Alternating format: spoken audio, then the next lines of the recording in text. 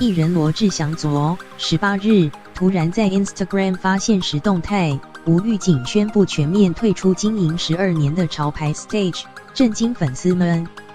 罗志祥在 IG 发文表示，因为未来不同生涯规划，即日起本人全面退出 Stage 这个品牌，将交由和我一起打拼的兄弟，也是台狮公司执行长张子文以及董事陈玉慧全权掌舵，也请所有朋友继续支持 Stage。Stage 则是在脸书发出声明，感谢罗志祥虽没有实际参与经营，但对于 Stage 品牌推广，从无到有，到成为知名服饰品牌功不可没。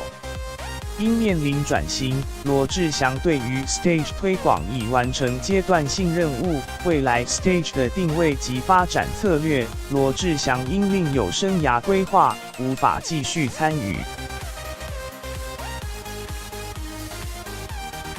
罗志祥与 Stage 双方证实此事后，有网友发现这件事情早有蛛丝马迹。罗志祥日前曾在 IG 发文做人不要得寸进尺，贪恶人总有一天会报应的，也将原本的账号 Sholo Stage 改成 Sholo， 因此推测是否是因在合作上出现歧义，因此被踢出团队，但此传闻并未获得双方证实。